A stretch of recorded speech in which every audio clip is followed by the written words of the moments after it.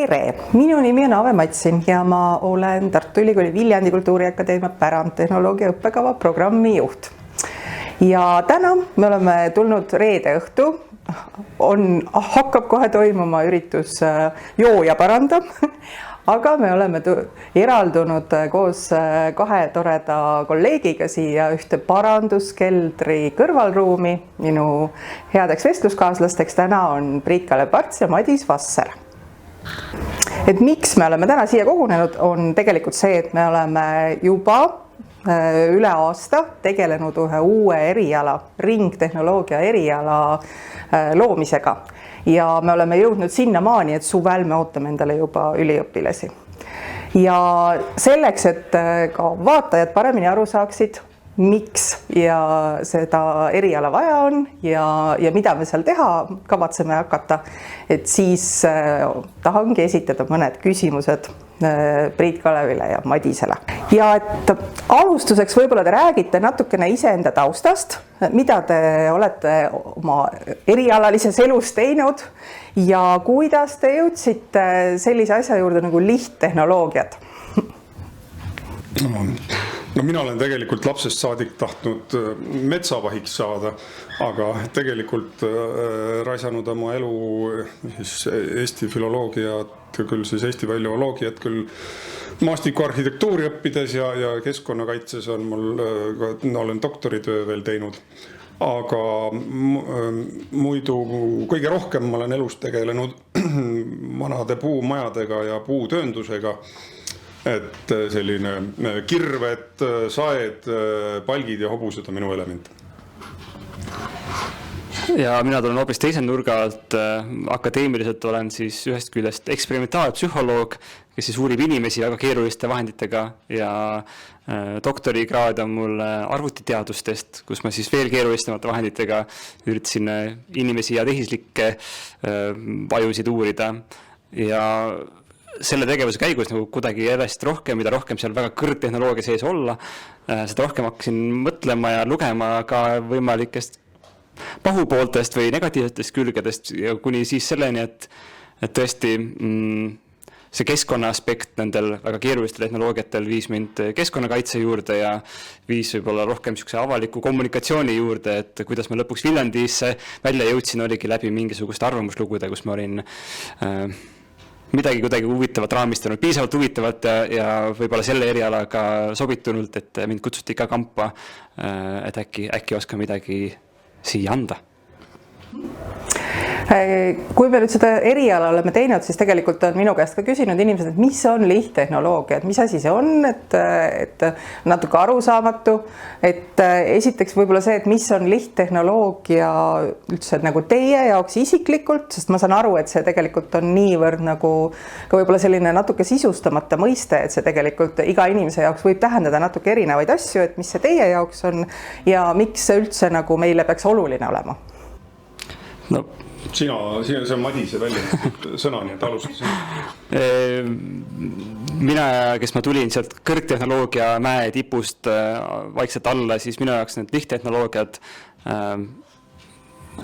olid väga huvitavad uudne viis, kuidas üldse maailma näha. Et varasemalt oli ikkagi, nagu klassikaline võib-olla eestlane mõtleb, et igale probleemile on olemas hästi kõrgtehnoloogiline lahendus kuskil, tuleb ainult innovatsiooni oodata. Aga näed, et tuleb välja, et on olemas tegelikult ka juba leiutatud asjad, mis on, nagu mulle meeldib öelda, et nad on targad, mitte nutikad, mis siis erineb võib-olla sellest, et tänapäeval me üritame kõike lahendada äpiga. Paljusid asju ei ole vaja lahendada äpiga. Lihttehnoloogiad on minu arust, nad on säästlikud, aga mitte tingimata efektiivsed. Tänapäeval me oleme ka hästi kramplikult kinni sellest, et kõik peab olema hästi efektiivne ja selle nagu tagajärg on see, et me teeme neid asju, mida peaks tegema vähem, hoopis rohkem. Aga kui sul on mingi asi, mis on lihttehnoloogiline ja tegelikult isegi mitte väga efektiivne, see on tüütu, siis sa teed seda vähem, mis on tegelikult lõppkokkuvõttes väga hea. Sa raiskad asju vähem, sest neid teha on tüütu. Ja kolmas oli see aspekt, et lihttehnoloogia on paljude inimeste poolt kasutatav versus siis võib-olla tänane kõrgtehnoloogia, mis on väheste inimeste poolt ära kasutatav, et siis paljude üle nagu mingit kas kontrolli või mõju omada. Et lihttehnoloogia, see on väga lai termin, aga need 3 komponenti võiks seal olla minu jaoks sees ja see on see, mis inimese, kes ei ole varem nendest teemadest mõelnud, on väga lõbus ja huvitav ja uut moodi, et sa hakkad nägema seda oma senist maailma hoopis teise nurga alt järsku. Eks sa siis mõtled, et lihttehnoloogia on nagu demokraatlik iga mehe tehnoloogia? Võib ka nii öelda. Ja mina läheksin mõned isegi veel kaugemale, et mulle meeldiks selle ringtehnoloogia, aga see on selline, et see jääb see ringis jooksma, et tegelikult mulle meeldiks palju paremini öelda see parandtehnoloogia, mis meil ka läbi käis või lausa parandmajandus, sellepärast, et kõik tehnoloogia väga palju olulisi asju tuleb enne tehnoloogiat ära teha, et tehnoloogia on alles seal kuskil kõige lõpus. Ja ka selles mõttes, et parandmajandus, et me oleme oma planeedi nagu nii hullult tuksi keeranud, et sellest ei piisa enam, kui me jääme nagu siin koha peal ringi tammuma, vaid me peame hakkama seda planeeti jälle parandama. Et mis see siis tähendab, et tegelikult mina võtaks selle parandmajanduse kokku nagu näiteks 3 sõnaga, et toit, puit ja kiud. Et need on kõik asjad, mida meil tegelikult vaja on ja mida on võimalik ja peaks kätte saama lihtsalt fotosünteesi jõul. Ja samas tehes mulda ja seega sidudes oma loomuliku majanduse ja elutegevuse käigus süsiniku atmosfäärist ja parandades üleüldse maakera aineringet. Siit tegelikult sinu sellest vastusest tuleb hästi toredasti välja ka see ju, et see eriala tegelikult, uus eriala on ju osa pärandtehnoloogia õppekavast, et võib-olla sa siis avad ka veidi seda, et kuidas see lihttehnoloogiline või siis parandtehnoloogiline on seotud pärandtehnoloogilisega?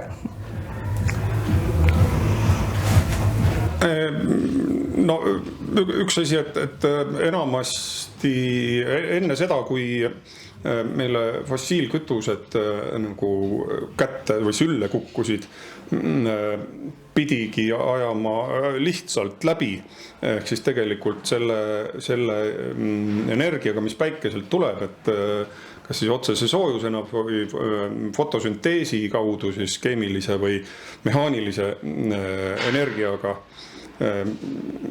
Ja sel juhul, kui sul ei ole nagu tohutult seda sadade miljonite aastate jooksul kogunenud päikeseenergiat ehk fossiilset energiat, siis sa pididki nagu suhteliselt traditsiooniliselt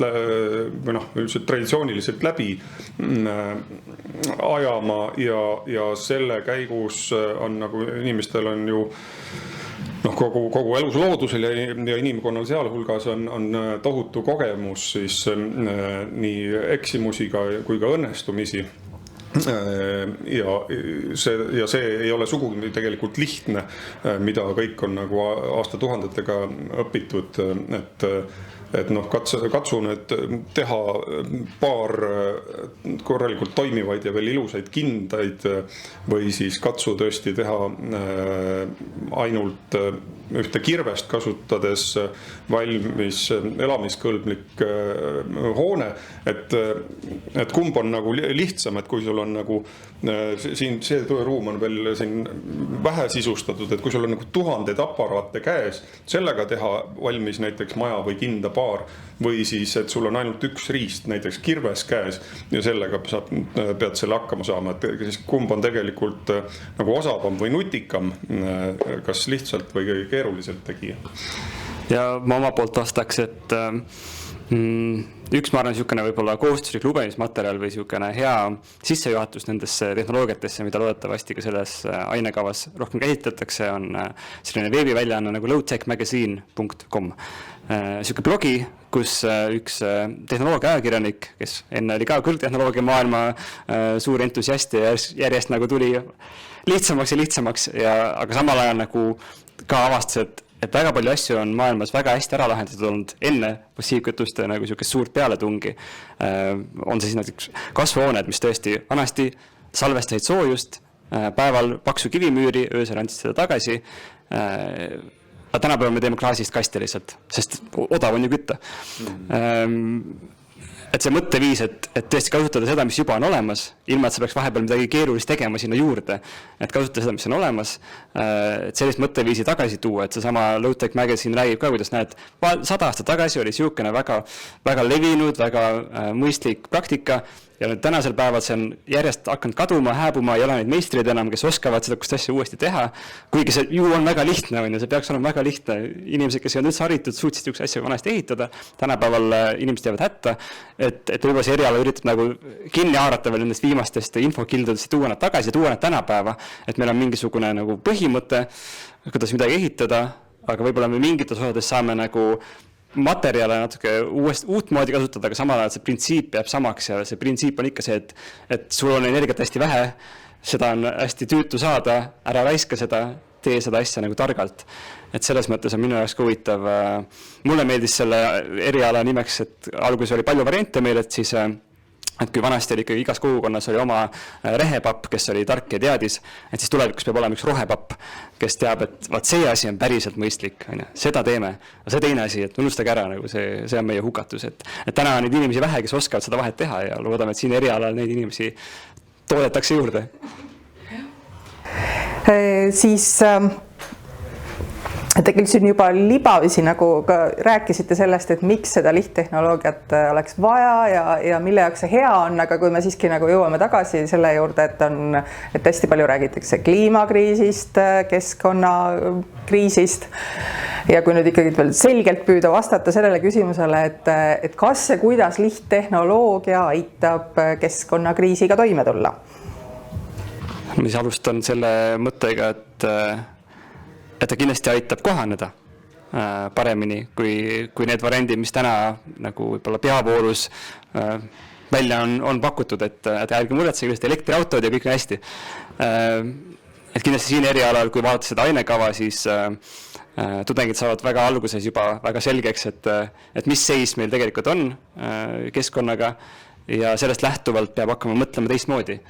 Ja nagu, et lihtsaid lahendusi kindlasti siin ei pakuta, selles lihtsaid lahendusi, et kõik kiirelt ära parandada, aga lihtsaid lahendusi, et sellega paremini hakkama saada, ma usun kindlasti, et seal tuleb nagu sisse taguda endale see teatud piirangud, mida võib täna nagu välja vaadates aknast ei tundu, et meil on, aga tegelikult meil juba on ja tuleb järjest juurde. Et mina näen, et on väga suur kohanemismeede ja tegelikult kui need asjad muutuvad tänapäevasemaks või inimesed ei näe, et see on lihtsalt nagu mingi mineviku, mingi amps on ju niisugune pärandkultuur, mis kunagi oli, aga enam kunagi tagasi ei tule, kui see tuleks nagu, et ei, see on nagu tuleviku tehnoloogia tegelikult. Et siis tal on võib-olla ka lootust midagi leevendada ja kõige hullem ära hoida. Jah, ja parandtehnoloogia, parandmajanduse kaudu on ikkagi mingisugune lootus, et me saame seda oma väga santi olukorda väheke parandada või loodetavasti nagu täiesti loodetavasti nii palju nagu püüda süsinikku, puhastada vett ja nii edasi, et meil on üldse võimalik ellu jääda. See on päris hea diil.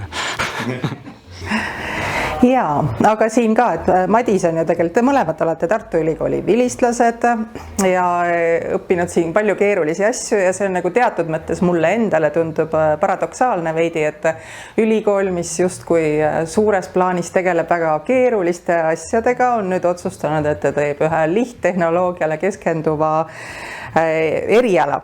Et võib-olla selline veidi intrigeeriv küsimus, et kas selline asi peaks ülikoolis olema ja miks selline asi peaks ülikoolis olema? Ega ta ei peagi tingimata, aga et kui nagu ülikool tahab selles kliimakaoses üldse mingit moodi relevantne olla, siis ta peab oma suhtumisi ja tegemisi fundamentaalselt muutma hakkama. Jah, et nagu Priit ka enne ütles, et on mingid asjad, mis tunduvad hästi lihtsalt, et võtta lihtsalt kirves ja tee mingi maja valmis on ju, aga tegelikult, kui sa hakkad vaatama, et mis oskusi ja mis teadmisi sul on vaja, et see maja valmis teha, nii et ega püsiks 100 aastat, siis tuleb välja, et see asi mis pealtnäha kõlab lihtsana, tegelikult on hullult keeruline. Ma mäletan, ma käisin mõni aeg tagasi Meelis Kihulase puutöö näitusel ja ma kirjutasingi lõpuks sinna külalisraamatusse, et no ei ole lihttehnoloogia, ei ole, noh, ühe viisu tegemine on juba siuke pikk romaan, et kuidas siis täpselt, millal sa pead selle tohu sealt kuskilt saama ja kuidas seda kokku teed ja siis kui kaua ta kestab ja mis sotsiaalsed reeglid sul peavad olema, et karjapoisid neid seal päevast läbi teeksid sulle, et teistel pereliikmetel oleks millegi käia, et tegelikult see on paljudel tasanditel palju keerulisem kui võib-olla see täna, et tellin lihtsalt Hiinast mingi jupi ja siis ta on olemas. Et ta tuleb, see teadmine ja oskused tulevad rohkem koha peale ja just nagu Priit ütles ka, et kui neid asju teha hästi ja edukalt, siis siin on võimalik nagu saavutada suurusjärkudes rohkem mingisuguseid kliimaeesmärke kui see, mis me täna kuuleme, et on võimalik tulevikutehnoloogia, mida veel ei ole. Samal ajal meil on see minevikutehnoloogia, mis on vaikselt ununemas, mis tegelikult nagu lubab neid eesmärke saavutada, lihtsalt sa pead lahti laskma sellest, et see kõik peab olema kuidagi tehtud alumiiniumist ja lendama. Ja see on väga keeruline, just see kõige keerulisem osa võib olla, et ka selles ainekavas nii palju, kui ma olen seda näinud, et seal on ka nagu siukest, lisaks sellele oskusele mingid asju teha ja mingid materjale tunda, ka see nagu kommunikatsiooni või psühholoogia pool, et me oleme eestlased, me oleme väga tehnoloogia armastav rahvas, kuidas me nagu siis nagu räägime sellest teemast nii, et inimesed saaks aru, et see on väga oluline ja vajalik ja see ei ole nii lihtne, nagu võiks arvata, nii et ülikoolil, ma arvan, on väga palju anda ja kust mujalt need inimesed tulevad, kui mitte sealt. Ja tegelikult veel, et kui vaadata, et teadus tegelikult on põhiolemuselt väga lihtne. Et kõrgkultuur ja kõrgharidus, kõrgteadus, kõrgtehnoloogia, kõik tegelevad sellega, et mitu mäetäit naftat ja kivisütte ära põletada, selleks, et teha üks vidin või pudin, millega saaks veel rohkem mägesid, kivisütt ja naftat ära põletada. Et selline upsakas ja imperialistlik suhtumine, et meie oleme siin kõrgel ja seal on lihtrahvas, et sellest peab kuidagi viisi ülikool ja nagu maailm jagu saama, muidu me kliimakriisist välja ei tule. Muidu me kliimakriis just eluga välja ei tule. Nii, aga võtame suvel üliõpilased vastu, lõpetavad 4 aasta pärast, aasta siis on 2027. Et te olete olnud selle eriala planeerimise juures ja teil justkui võiks olla ka visioon selle kohta, et milliseid muutusi need lõpetajad hakkavad ühiskonnas nagu tegema, et milline on nende mõju ühiskonnale, mis muutub selle järel, kui nad on selle hariduse omandanud? Meil vist olid nendel aruteludel ka pärandtehnoloogiate erialad lõpetajad või tudengid ühel hetkel ja siis nad ka tundsid muret, et aga mis tööle ma siis minna saan? Ja minu arust ma tõin sellise analoogi, et täna, kui sa lähed mingisugust eriti keerukat kõrgtehnoloogilist eriala õppima, siis öeldakse sulle, et ära muretse, neid töökohti veel ei olegi, mille jaoks sa juba õpid. Et siis tegelikult sama kehtib ka selle lihttehnoloogia eriala kohta, et jah, kui sa täna nagu CV online'i vaatad, siis sa ei leia sealt, et otsime lihttehnoloogi, et sellise kirjeldusega tööpakkumist ilmselt ei ole. Aga ärge muretsege, et need on kindlasti tulemas. Et täpselt, kui me tahame päriselt nende suurte probleemidega tegutseda, siis realistlik variant on läbi lihtsate lahenduste, mida siis väga kõrgelt haritud inimesed oskavad ellu viia. Ja eks me pärast käime siin paranduskeeldis ka ringi küsima, et mis siin see tööjõuvajadus on, et õpetada teistele inimestele ka parandamist, et see võib olla ka osa nagu selle eriala väljundist, et sa ise saad aru, miks see on vajalik ja kuidas see käib, aga sa näed, et need inimesi võib olema veel, nii et sellised keskused ju järjest nagu tekivad üle Eesti ja üle maailma, aga alati see küsimus on, et aga okei, kust me need meistrid saame, kust me need eksperdid saame, et võib-olla siis Viljandist saame. Ja ma ütleks ka selle, et ära käi tööl.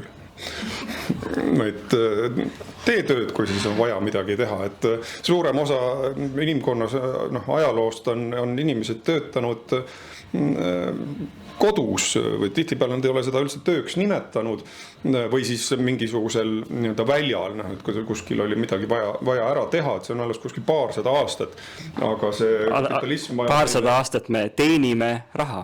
Jah, me teenime raha ja siis käime tööl nii-öelda see raha teenimas. Aga et tegelikult sellega juba puht nagu olmeliselt ka tööl käia, nagu mingisuguse, isegi kui sa bussiga või tavaliselt siis peab veel autoga ka minema ja aega raiskab niikuinii, isegi kui sa lähed bussi või jalgrattaga, et seda ei ole mingisugust vajadust kogu aeg nii palju siiberdada. Võib-olla seda ka, et just nüüd, kus me seda intervjuud anname, just praegustel päevadel on Eesti meedias ja maailma meedias ka suur furoor on üleval, et on tulnud sellised uued vinged juturobotid, mis sooritavad advokaadi eksameid edukalt ja petavad inimestelt igasuguseid põnevaid asju välja puhtalt jutuga, sest nad on nii veenvad. Et siis, kui keegi läheb täna, ma ei tea, finantsjuhtimist õppima, siis see on täiesti mõttetu, mis sa lähed sinna, sul ei ole tööd varsti. Aga kui sa lähed pärandtehnoloogiaid õppima ja ringtehnoloogiaid õppima, siis see on asi, mida tehisintellekt ei suuda teha, sest tal ei ole käsi. Et siukene nagu väljavaade ka tulevikku. Ja sellega on ju antropoloogid ja sotsioloogid on täitsa ju uuringutega välja selgitanud, et kuskil 40% maailma töökohtadest on bullshit jobid, et seal neil ei ole mingisugust mõtet ja nad ei meeldi kellelegi ja tegijatele ja täiesti mõttetud töökohad. Ja samas, kui sa vaatad neid finantsjuhte, sa leiad nad sageli parandustöökodades, nad otsivad ka elule tegelikult mõtet, sisu, midagi, mis on nagu eneseteostuslik ja selline nagu asjade ära tegemine, päris maailmas päris asjade tegemine, see on üks suurimaid naudinguid, isegi kui see ei tule hästi välja alati, siis sellega ju saad õpid ja saad paremaks, et ma usun, et ka see võib olla vabalt siukene kellegi vaimne retk tulla seal ja olla nagu mateeria kuningas, teada täpselt, see on prügi, see on väärtuslik, sellest me saame teha hoopis seda Ja need kodus tegelikult saab oma toimetamiste kõrvalt kas või rõdu peal või tagahoovis või garaažis kasvatada endale toitu ja nii edasi, et kui nagu kellegi leiba mure on ja ühtlasi jällegi, ma ei väsi rõhutamast, toota juurde mulda ja siduda süsinikku. Nii et kui siin Madis sa enne ütlesid, et meil energiat vähe on, tegelikult sealt päikesest tuleb seda energiat nagu roppu moodi, et seda tuleb lihtsalt õppida ära kasutada ja seda sellele erialadel loodetavasti saab. Elektrit saab olema vähem. Jah, elektrit vähem, päikest palju. Aga kui nüüd veel kuidagi kokkuvõtvalt, te tegelikult juba ütlesite nii palju nagu selliseid innustavaid sõnu selle kohta, et miks seda eriala võiks õppida, aga et veel kui siin mõni noor kuulab seda ja tal on huvi tulla seda õppima, et siis aga kahtleb veel, et kas ja miks peaks inimene sellist asja siis õppima? Peaks ikka. Noor inimene publikast ütles, et peaks ikka, ma võin öelda nii palju, et kui mina oleks oma bakalaureuse ja magistri õpingute ajal teadnud, et siukene eriala eksisteerib. Tegelikult ma ei oleks sinna tulnud, sest ma ei teadnud siis, kui kasulik ja vajalik see on, et see jõudis minuni palju hiljem alles, et selline oskus, selline teadmine oleks väga-väga kasulik. Ja nüüd, kui ma tean seda, kui ma ise ei õpetaks seal, siis ma tuleks ja oleks tudeng seal ilmselt, et see tundub väga põnev ja perspektiivikas ja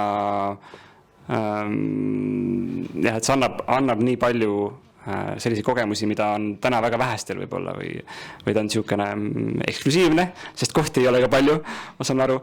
Et on uus eriala, mis üritab teha mingisugust täiesti uut liikumist mõnes mõttes, et kui me ka seal ainete raames räägime mingitest laiematest liikumitest maailmas, näiteks mina puudutan tasaarengu teemasid, degrowth inglise keeles, siis see on annab ka niisuguse raamistiku, kus see inimene, kes sinna õppima tuleb, saab aru, et mis lüli ta täidab parasjagu või mis oluline jupp on see, mis talle on nagu usaldatud, mida edasi viia. Et ma arvan, et see on, kui midagi suurt tahaks ära teha, siis sellel erialal on see võimalik olla see pioneer, kes seda teed rajab siin Eestis. No ja sa iseseisvaks, et tule ära termotööstuskompleksi bullshit töökohalt ja saa nagu päriselt iseseisvaks. Ja ma arvan, et see teadmine ei jookse mööda külge maha, aga siis, kui sa päriselt lõpuks pärand ringtehnoloogiks ei lähe, aga nagu sukeldudes tagasi sinna maatriksisse või sellesse tänasesse mõtteviisi, kus meil justkui räägitakse, kuidas kõik lahendused on tegelikult olemas, et siis see võimaldab seal navigeerida palju nagu kindlamalt, et kas see, mida räägitakse, kas seal on arvestatud kõikide nende jalajälgedega siin, seal ja kolmandas kohas, kas see asi, mis seal toodetakse, on siis taaskasutatav või ei ole, mis määral, kas inimestel on ise võimalik seda mugavdada või mitte, et ta on ka niisugune üldhariv, aga samas ka väga praktiline ja samas ma loodan ka väga niisugust filosoofilist kindlust andev, et kui sa lähed seda õppima, et siis sa suudad oma vanematele ära seletada, et miks sa läksid seda õppima ja nad saavad aru ja nad on isegi väga võib-olla õnnelikud ja uhked selle üle. Ma ütleks seal, et tule ära fossiilkütuste põhisest businessest, tule üle päikeseenergia ärisse. Jah. Aitäh. Ja tõesti, kui lõpetada siin, et mulle endale pakub ka ju see väga suurt huvi, et me tegelikult ju ehitame asja, mida me ei tea, kuidas hakkab kujunema ja me ei saa ju ka tõesti seda lihttehnoloogilist nagu vaadet ju kuidagi ehitada eraldiseisvana olemasolevast maailmast, et kuidas, et millised on need hübriidsed vormid, mis tekivad selle ja sillad, mis tekivad selle lihttehnoloogia ja selles suunas mineku vahel ja selle olemasolevate majandusmudelite vahel, et ma arvan, et see saab olema meil väga huvitav teekond. Ja TalTechis ju teadlased uurivad niisugust keskteed, et meat-tech või kesktehnoloogia või keskkeerukusega tehnoloogia, et sul on mingid masinad, mis on väga kõrgtehnoloogilised, aga samas mingid võtted ja materjalid, mis on väga lihtsad või kohalikud. Et siis nende sümbioos võib olla see, kuhu me tulevikus siis liigume ja just niisugune kogukondlikum lähenemine ka, et võib-olla tõesti ei peagi minema niisuguse suurkorporatsiooni tööle, vaid saab midagi päriselt mõttekat ära teha. Quit your job. Aga suur tänu ja kohtume sügisel. Hakkame tööle. Aitäh teile. Jääme ootama.